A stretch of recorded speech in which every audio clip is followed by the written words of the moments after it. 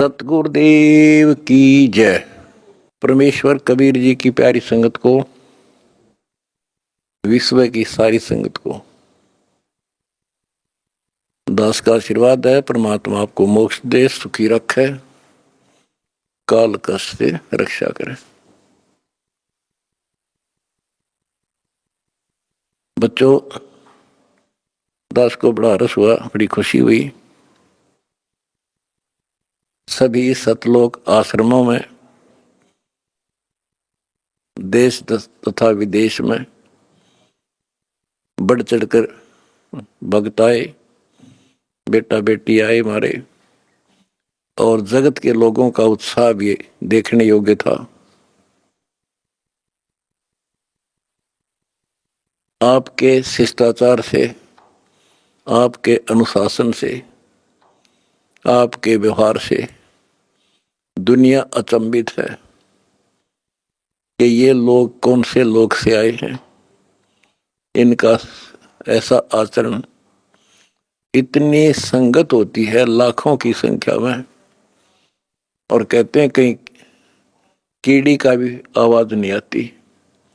अपने आप कोई किसी को ये नहीं कह रहा तो पानी डाल दे, इनके लिए स्वयं कोशिश करते हैं। ऑटोमेटिक सिस्टम से चल रहा सारा काम। तो बच्चों, आपने कलयुग में सतयुग की शुरुआत भाग 6 विश्व में शांति तथा आपसी भाईचारा कैसे स्थापित होगा, ये वीडियो देखी। ये वीडियो नहीं, ये एक ग्रंथ है। दास पहले से कहता रहा था कि आप सामान्य आत्मा नहीं हो, आप बहुत ही गजब की आत्मा हो। और आज ये स्पष्ट भी हो गया। जैसे भविष्यमालिका नाम की जो एक पुस्तक है, उसको बहुत ही सटीक मानते हैं, और उसने यहां तक बता रखा जैसा कि वो भविष्य वक्ता की जो वाणी पढ़ते हैं, जो वहां के जानकार हैं, प्रचारक हैं, वो बताते हैं कि उन्होंने जो 600 वर्ष पहले कहा था वो आज सारा पूरा हो रहा है। उन्होंने यहां तक कहा था कि पुरुष से पुरुष विवाह करेगा, स्त्री से स्त्री विवाह करेगी। बगैर शादी किए ही लोग, स्त्री लड़के पुरुष रहा करेंगे। तो वो आज हो रहा, उस समय वो होगा परिवर्तन। तो ऐसी सटीक जिन्होंने भविष्यवाणियां की थी, उन्होंने फिर अपनी जीवनी बताई है। तो जिन्होंने अपनी जीवनी बताई है, औरों की बताई है जो कितनी सटीक थी, तो उन्होंने अपना जो बताया है तो वो इतना ही सटीक है। एक ने बताया कि मैं पहले सतयुग में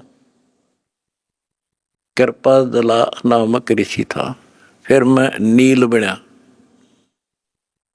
फिर सुदामा होया, और अब मैं अच्युतानंद हूं। और फिर बताया कि मैं उस समय जिसमें वो अवतार, उस 16 महाकला वाला प्रभु स्वयं धरती तरह पर होगा, अपने भगत विशेष की काया सृजन करके, उसका स्वरूप बना के वो इस धरती पे होगा। उस समय हम फिर जन्म लेंगे, तब हमारा मोक्ष होगा। उन्होंने स्पष्ट किया कि उस समय जो उनकी शरण में आ जाएगा सबकी मुक्ति होगी।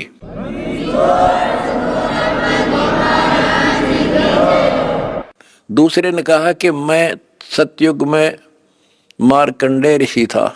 दास कथा सुनाया करता आपको, और दास ने पहले ही बताया था आपको, क्योंकि दास इस अध्यात्म का टीचर मास्टर है, PhD स्कॉलर समझ लो।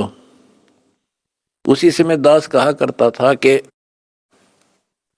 मार्कंडेय ऋषि इस बात पर फूल रहा है कि वो ब्रह्म की साधना करता है, और इसलिए इंद्र को कहता है कि इंद्र तू छोड़ दे इंद्र की गद्दी, आजा तुझे ब्रह्मलोक की सैल करा दूं, यानी वो विधि बता दूंगा जिसे तू ब्रह्मलोक चला जाएगा। और मार्कंडेय ऋषि ब्रह्मलोक में गया ब्रह्म साधना करके, और वो फिर क्या बना? वो कहता मैं सतयुग में मार्कंडेय ऋषि था, त्रेता में हनुमान। दास ने आपको क्लियर कर रखा है कि तप से और ओम नाम के जाप से, ओम नाम के जाप से ब्रह्मलोक प्राप्ति होती है, तप से सिद्धियां बन जाती हैं। तो वो सिद्धियां प्राप्त कर ली इसने, ओम नाम की कमाई ने उसमें महास्वर्ग ब्रह्मलोक में नष्ट कर दी, और फिर बना हनुमान। बता, फिर पत्थर उठाए, पहाड़ उठाए, जग में महिमा होगी पर मोक्ष नहीं हुआ। ओए होए होए। उसके बाद वो द्वापर में कुछ और होया, और फिर नु के मैं अब ये हुआ उन पांचों में से एक। अब बच्चों आप हिसाब लाओ, आप उन आत्माओं में से हो मार्कंडेय ऋषि से भी सुप्रीम साधना कर रखी तुमने, जिनका आद जन्म हुआ है।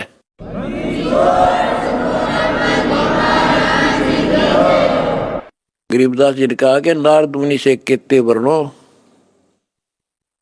जो उधरे सो सतगुरु शरणो। इन नारद मुनि की के महिमा गाओ हो, इस जैसे कोई गिनती नहीं इनकी। जिसका उद्धार हुआ कबीर परमात्मा की शरण में आकर ही हुआ है। लख वर्षूरा जूझ ही लख वर्षावत दे, लख वर्ती जहान में तो सतगुरु सुना ले। आप वो आत्मा है, सम्मन जैसी बेटा भी काट दिया परमात्मा के लिए, लेकिन कोई ना कोई त्रुटि बनी रही, चूक चाकरी में रहेगी, पार नहीं हुए। अब वो पीक टाइम आ गया बच्चों, अब आपको शिक्षित किया। ऐसे इतिहास समय समय पर आपके सामने रूबरू कर दिए, आप इतने दृढ़ हो गए हो, अब यह भूल कर नहीं सकते, मर सकते हो। मोक्ष प्राप्ति होगी, गारंटीड होगी आपकी, इनका जहाज भर भर का भगवान ले जाएगा।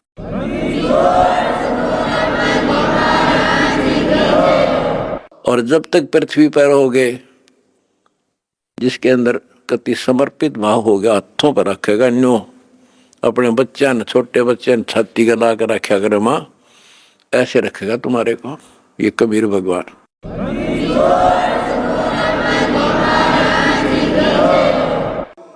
दास आपको बार बार कहता रहा था कि भाई मुझे तुम जेल में ना समझियो, या गलती ना करना, थोड़ा टाइम दो, मना आउट दे टाइम थोड़ा सा।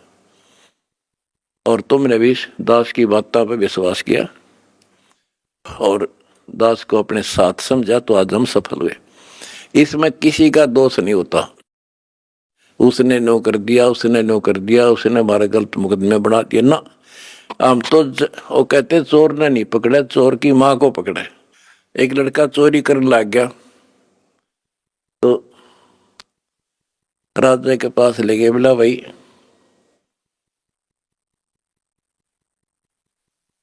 चोर ने छोड़ो, इसकी मां ने बुलाओ। उसकी माँ को बुला गया कि जब ये चोरी करके लाया, पहली बार तो इसने मना कर देती, धमका देती, तो यो और लाभानी बताती तो चोरी नहीं करता। बेटा जी मैंने मना नहीं करा, मतलब खुश होया करती इसने। तो उस माँ को सजा दी गई। तो यहाँ लड़ाई हमारी कबीर साहब की और इस काल की है। ये नीचे के तो काल खाम खाएंगे, कर्म बिगड़वा है। अब जैसे कहते हैं श्री रामचंद्र जी को वनवास के कई ने दुआ दिया, के कई ने क्यों दुआ दिया? नारद ने श्राप दिया था, वो होना ही था, के कई के करे। वो चोर की माँ नारद था, खुद बकवाद करी, पहले तो बाल ब्रह्मचारी पाक गया, तपस्या करने गया और पति मन जीत ली इंद्री। भगवान ने उसकी घिस काटी, कबीर साहब आए उसकी बयान माटी करने खातिर। फिर सदा राम को मिली, वो विष्णु रूप धारण करके स्वयंवर होता देखा, वो पहुंच गया ब्याह करने, और लड़की सुंदर थी। यूं तो अपनी आई भरा था विष्णु, शराब, फिर इंद्र ने उसको श्राप दे दिया, भाई तू, वो विष्णु मान रहा था, उसने भगवान उसकी जान बचाना चाहता था, इसको अहंकार हो गया। आज ये स्पष्ट हो गया आपके सामने गीता और वेद पुराणों से। वेद मेरा भेद है, मैं ना वेदन के माही, जौन वेद से मैं मिलूं वो वेद जानते नहीं। सूक्ष्म वेद के अंदर परमात्मा की महिमा लिखी है। ऋग यजु है श्याम अथर्व, ये चारों वेद चित भंगी रे, सूक्ष्म वेद बचे साहिब का, सोहन सा सतसंगी रे। आज इस सूक्ष्म वेद से हमें पता चला सत्य का। अब हम सत्य के साथी हो गए, सत्संगी हो गए, हम कबीर साहब के फॉलोअर बन गए। वो सच्चे परमात्मा परम अक्षर ब्रह्म के हम शरण आगे, उस शरण हमें प्राप्त होगी।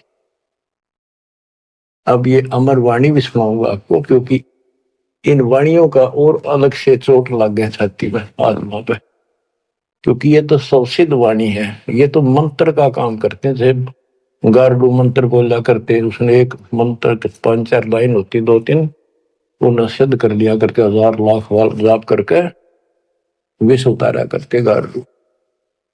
तो वो उस पर भी असर करता था, जो अचेत हुआ होता था, सांप लड़ने से मूर्छित हो जाता था जो व्यक्ति जहर के कारण, तो वो मंत्र बोलते रहने से ना वो सुने था, ना समझा था, ना अर्थ का पता था, उसके बार बार उस मंत्र का उच्चारण करता था 10, 20, 50, 100 बार, उससे वो विष उतर जाता था और सचेत हो जाता था। तो बच्चों, हमारी आत्मा पर पाप कर्मों का और अज्ञान का ये विष काफी दिन से चढ़ा हुआ, हम कभी अचेत पड़े। हमने इस अज्ञान को इतना ग्रहण कर दिया कि हमने ये मान लिया जन्म मृत्यु और ये प्रोसीजर तो सारा वो है, ये ऐसा ही प्रोसेस होगा इस जिंदगी का। और ये 4 ईंट लाके की तमाता धोखे जाते, उसी को सब कुछ मान रखा। तो बच्चों, ये है वो अमर ज्ञान, सूक्ष्म वेद, सवसिद्ध वाणी है एक, जो गरीबदास जी के मुख से उतारी थे। ये गारुड़ के मंत्र की तरह असर करेंगे हमारी आत्मा। जैसे उस गारुड़ के मंत्र को कोई और पढ़ कर सुनावे, उससे असर ना हो, वो तो उसी के मुख से काम करेगा, क्योंकि उसमें वो सिद्धि हो रही है। तो संत गरीबदास जी के मुख से उच्चरित वाणी फिर उसका दास अधिकारी है, और दास के मुख से आप सुनोगे और आपकी आत्मा पर उतना असर करेगी। यानी इससे और अलग से कसक और ताकत आओगी आत्मा में, केवल वाणी के सुनने मात्र से। ज्ञान तो यू है ही, ज्ञान तो मौखिक सुनाई दिया, अब इसको पढ़कर सुनाऊंगा और अच्छी कसक बनेगी, आत्मा तड़फ उठेगी उस मालिक के। गरीब काशीपुरी कष्ट किया, उतरे अदर अदार, मोमिन को मुजरा हुआ जंगल में दीदार। गरीब कोटि किरण शशिभान सुधा, आसन अदर विमान, पर सतपूर्ण ब्रह्म को शीतल पिंड हरु प्राण। ये जंगल में काशी के अंदर सरोवर पर मोमिन नीरू को मुद्रा हुआ। गरीब काशीपुरी कष्ट किया, उतरे अदर अदार, मोमिन नीरू को मुजरा हुआ जंगल में दीदार। मोमिन मुसलमान को कहते हैं, नीरू को मुजरा हुआ परमात्मा के दर्शन में। कैसी सतीथि थी मालिक के उस बालक के, कितना तेज था, कितना नूर था। गरीब कोटि किरण शशिभान सुधा, आसन अधर विमान, पर सतपूर्ण ब्रह्म को शीतल पिंड प्राण। कोटि किरण, करोड़ सूर्य, करोड़ चंद्रमा की मिली जुली जो किरण है, पूरा प्रकाश नहीं, उनकी किरणों जितना प्रकाश था, ज्यादा नहीं। एक तो सूर्यों जितना प्रकाश हो नहीं, किरण, किरण का प्रकाश सिंपल यानी तेज बहुत था। और परसत पूर्ण ब्रह्म को शीतल पिंड रूपराण, उस पूर्ण ब्रह्म को जब नीमा ने सीने से लगाया, आत्मा ठंडी होगी, कति ने इतना प्रेम जाग गया। ग्रीव गोद लिया मुख चूम कर, हेम रूप जलकंत, जगर मगर काया करे, दम कह पद्म अनंत।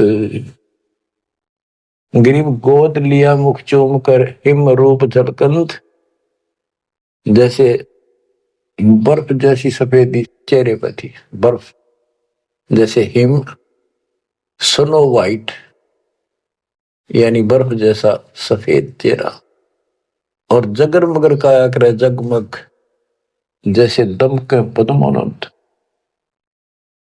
ग्रीव काशी उमटी गुल भया, मोमिन नीरू का घर घेर, कोई कह ब्रह्मा विष्णु है, कोई कह इंद्र कुबेर। ग्रीव कोई कह वरुण धर्मराय है, कोई कोई कहते ईश, 16 कला सुबान गति, कोई कहे जगदीश। ग्रीव भक्ति मुक्ति ले उतरे, मिटन तीनों ताप, मोमिन कह डेरा लिया, कहे कबीरा बाप। क्या कहते हैं? भक्ति और मुक्ति का सच्चा मार्ग लेकर मालिक प्रकट हुए, उतरे, ऊपर से चलकर आए गति करके, जैसे वेद प्रमाण करते कि परमात्मा ऊपर के लोक में रहता है, वहां से गति करके नीचे आता, अच्छी आत्माओं को मिलता है, उनको भक्ति की सच्ची राह बताता है। तो अपने उसी सिद्धांत अनुसार परमेश्वर नीचे प्रकट हुए। गरीब भक्ति मुक्ति ले उतरे, मिटन तीनों ताप, मोमिन के डेरा लिया, कहे कबीरा बाप। अब क्या बताते हैं संत गरीबदास जी के भक्ति मुक्ति ले उतरे, मिटन तीनों ताप, मोमिन के घर एक मुसलमान के आके डेरा लिया, और उस मोमिन नीरू को कबीर जी अब्बा जान यानी पिताजी कहते थे, बाप क्या करते। रद्द विचार करो उस मालिक को क्या पड़ी थी हमारे लिए। वो तो लीला करनी थी क्योंकि अपने बच्चे के वचन भी पूरे करने थे, और हमारे लिए ये ज्ञान भी देना था, एक प्रमाण भी देना था कि इस समय में हम पहचानते, इसी कारण से तो पहचाने जो लीला मालिक कर गए। आज वेदों से प्रमाणित हो गया परमात्मा ऐसी लीला करता वो है भगवान सही। यो ना कृष्ण की ऐसी लीला वेदों वर्णित, ना श्री राम की, ना विष्णु और ब्रह्मा शंकर जी की, किसी की वजह नहीं। तो वेद गॉड गिवन है, परमात्मा का सच्चा सिद्धांत है। तो उस सिद्धांत पर खरा कौन उतरता है? अब ये सिद्ध हो गया कबीर भगवान। कौन कबीर? जो काशी में जुल्हा था। अब क्या बताते हैं? गिरिव भक्ति मुक्ति ले उतरे, मिटन तीनों ताप, मोमिन के डेरा लिया, कहे कबीरा बाप। गिरिव दूध न पीवन अनभक, नहीं पलने झूलंत, अदर अमान ध्यान में कमल कला फूलंत। ना दूध पीवे, ना पानी पीवे, ना कुछ खावे, और मालिक ऐसा दिखे जैसे इसके दिमाग कहीं और ही जा रहा है। अब बच्चों, अब और भी टिप्पणी करनी है बहुत घने आगे। कोई कहे छल ईश्वर नहीं, कोई कही छल है, ईश्वर नहीं है। गरीब कोई कहे छल ईश्वर नहीं, कोई के नर कहलाए, कोई कहे गण ईस का, जो जो नीमा मातर साए। कोई कुछ कहे, कोई कुछ कह रहा था, अपनी अपनी बुद्धि से मूल्यांकन कर रहे थे। तो जो जो वो बात बनाव थे, नीमा बहुत दुखी हो रही थी, गुस्से हुई थी, उन्हें धमकाव थी, क्यों पीछे पड़ रहे हो मेरे बच्चे का। गरीब काशी में अचरज भया, गई जगत की नींद। ऐसे दुल्हे उतरे जो कन्नावर बींद। वो सारी सृष्टि का मालिक पृथ्वी पाया। गरीब खलक मुलक देखन गया, राजा प्रजारीत। जम्बू दीप जहान में उतरे शब्द अतीत। गरीब दुनी कहे यो देव है, देव कहते हैं ईश। ईश कहे पर ब्रह्म है, पूर्ण विश्व बीश। अब बच्चों, ना दूध पी रहा था, ना पानी, ना को भोजन, दलिया वलिया घोल के पिलाओ तो मुंह बंद कर ले। 25 दिन बीत गए। नीमा बहुत बुरी तरह रोने लगी।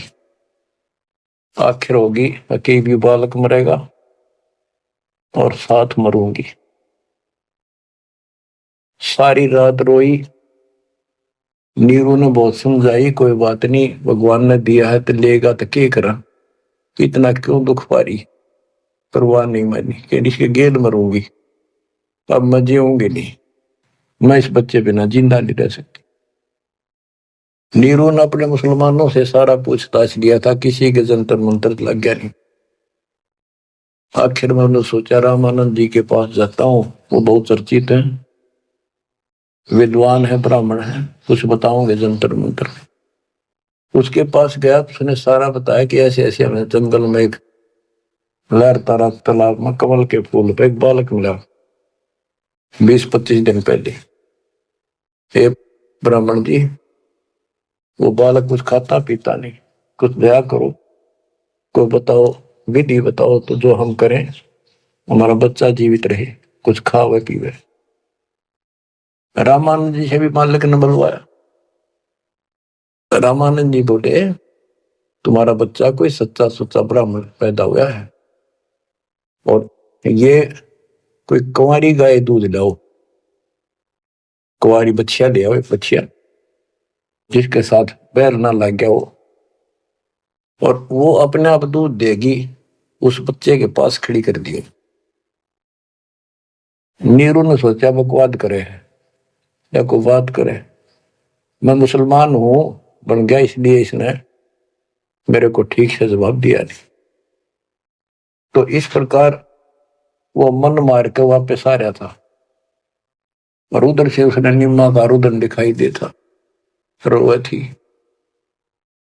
उधर से उसकी पुकार सुनकर परमात्मा की कृपा से, क्योंकि वो शिव जी को याद करके रो रही थी, हे भगवान शिव जी, आपने ऐसा अनमोल बालक दिया, हे परमात्मा इसका अच्छा ना देते, अब ये मरेगा, साथ मैं मरूंगी।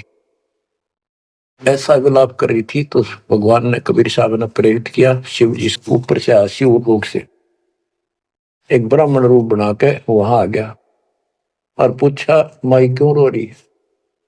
एक साधु रूप बना के आ गया। तो माई रोती रोती बोली कि हे ऋषि जी, हे ब्राह्मण, हे साधु, मेरा दुख बहुत लंबा चौड़ा है, मेरी ना सुनोगा था आप भी रोओगे। नो कह फिर रोने लगी, बुरी तरह रोती रही। भगवान शिव जी बोले, माई ऐसे कहते हैं, अपना दुख दूसरे के साथ जाकर देना तो हल्का हो जाया करे, बता दो कुछ, तो मैं भी कुछ जानू हूं, बता दूंगा।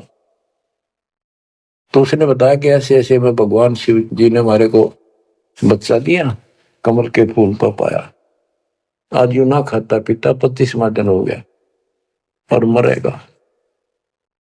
शिव जी बोले, माई मुझे ला, देखा तेरा बेटा कहाँ है। वो लाई उठा के साधु के चरणों में रखना चाह, वो परमात्मा वहां से उठे और साधु के सिर के बराबर हवा में लटक गए।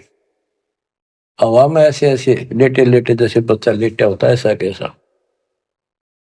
तो नीमा को अचरज हुआ कि सचमुच ये महात्मा गजब का है, इसने बच्चे पर चमत्कार करके हवा में उड़ा दिया। तो परमात्मा बोले, शिव जी इनको कहो एक कुंवारी बच्चिया ले, कुंवारी गाय बच्चिया, और उसके ऊपर अपना हाथ रख दिए, एक कोरा बर्तन मंगा लिए, ताजा कति कुमार से ताजा लाना, उसके नीचे रख दियो, ये उसको भर का अपना बंद हो जाएगा। इतने में नीरू आ गया। नीरू भी ये बात सुन रहा था, खड़ा खड़ा आके खड़ा हो गया था, बात हो रही थी। तो शंकर भगवान जी साधु रूप में कह रहा है नीमा को कि तेरा पति कहाँ है। अब जी अभी आ जाता है, बाहर गया है। नीरू आ गया, कहाँ थी बोलो कि एक कुंवारी गाय ला, तेरा बेटा वो कुंवारी गाय का दूध पिएगा। अब रामानंद जी की बात तो उसका यकीन नहीं हुआ था, पर यह महात्मा भी यही कह रहा है। फिर पक्का विश्वास हो गया। वो बच्चिया लाया, साथ में एक छोटा सा बर्तन ले आया मिट्टी का, गाय के नीचे पात्र रख दिया, शिव जी ने ऊपर हाथ रख दिया, मोटे मोटे सतन हो गए, अपने आप दूध चल पड़ा। वो पात्र भर का दूध बंद हो गया। तो मालिक ने वो दूध पिया। उसके बाद वो गाय डेली दूध देने लगी। बच्चों, ये दूध सतलोक था, उस दाता का आहार। ये लीला दिखानी थी दाता ने, 7 बार चर्चा करी और शिव जी को भी बहुत कुछ कहा, कबीर सागर में, और विस्तार से प्रमाण है। बच्चों, आप सुन रहे हो सत्यनारायण कथा। ग्रीव शिव उतरे शिवपुरी से, अवगत बदन विनोद, मैं के कमल खुशी बहे, लिया ईस को गोद। ग्रीव नजर नजर से मिल गई, किया ईस प्रणाम, धन नीरू मोमन धन नीमा, धन का शेनी काम। ग्रीव 7 बार चर्चा करी, बोले बालक बहन, शिव को कर मस्तक धैर्य, ला मोमन एक धैर्य। ग्रीव अनब्यावर को दूहत है, दूध दिया तत्काल, पीवे बालक ब्रह्म गति, ता शिव भय दयाल। बच्चों, कबीर सागर के अंदर ज्ञान सागर एक अध्याय है, उसके प्रश्न नंबर 74 पर इस प्रकार वर्णन है। सुत काशी को ले चले, लोग देखन तांत आए, अन पानी बख्शे नहीं, जुल्ला सोप जनाए। तब जुल्हा मन कीन दीवाना, रामानंद सो कहा उत्पाना। मैं सुत पायो बढ़ा गुणवंता, और कारण कौन बखे नहीं संता। रामानंद ध्यान तब दारा, दुल्ला से तब वचन उचारे। पूर्व जन्म ते ब्राह्मण जाति, हरि की सेवा की निबली बाती। कुछ सेवा तुम हरि की चूका, ताते भयो दुल्हा का रूपा। प्रीति पर भूखे तो मान लीना, ताते दान में सुत तो है दीना। रामानंद जी बताते हैं, जब रामानंद जी को जाके कहा नीरू ने कि महात्मा जी ऐसे ऐसे मुझे लड़का मिला जंगल में, और वो खाता पीता कुछ नहीं, कारण बताओ। तो रामानंद बोले, पहले तुम ब्राह्मण जाति में थे, भक्ति बहुत करते थे, लेकिन भगवान की कोई भक्ति में कोई गलती बन गई, जिस कारण से तुम दुल्हे के रूप में जन्मे हो, और परमात्मा ने तेरी फिर भी पुकार सुन ली, इसलिए जंगल में तेरे को पुत्र दे दिया। नीरू ने कहा कि हे प्रभु, 10 कीनो तस पायो, आरत हो तो दर्शन आयो, सो कही उपाय गुसाई, बालक अक्षुदावंत मुस्काई। कि मन दिशा करी उसी भरली, मेरे तक कर्म फूट के, मैं जैसा भी हूं ठीक हूं, आरत संकट में तेरे पास आया, कुछ दया करो जिसते हुए बालक कुछ खा ले। रामानंद युक्ति उचारा, तब सुत कोई ज्ञानी अवतारा। बच्चिया जाही बैल नहीं लागा, सो लाई ठाड़ करोते जागा। एक बच्चिया लाओ, जिसके बैल न लगे वो। और ऐसा ही किया गया, तो उन्होंने दूध पिया, बच्चियां लाई की, वो आपने छोड़ दिया। तो बच्चों सब तरह से प्रमाण दिया जाएगा। अब नंबर आता है, ये तो सुख संवेद, कबीर वाणी, गरीबदास जी की वाणी। ऋग्वेद मंडल नंबर 9, सूक्त नंबर 1, मंत्र नंबर 9 में क्या लिखा है उस परम पिता के बारे में। अब ये तुम्हारे दो एक लाइन तुम्हारे को कति भरम दूर हो जाएगा। मूल पाठ में ऐसे लिखा संस्कृत में, अभि इमं अधन्य उत्सलंती धेन्वः शिशुम सोमम इंद्राय पातवे। पूर्ण परमात्मा जब बालक रूप में प्रकट होता है, इसका यह अर्थ है उनके परवरिश की लीला अधन्य, बिना दनाई, अभी यानी पूर्ण रूप से कवारी गायों के द्वारा होती है। ये लक्षण है वेद में। वेद मेरा भेद है, मैं ना वेदन के माही, जोन वेद से मैं मेरे वो भेद जानते हैं। बच्चों आज इतना ही, अमर कथा जारी रहेगी। परमात्मा आपको मोक्ष दे, आपको चरणों से दूर ना करे, दास की यही पुकार है। सत साहिब।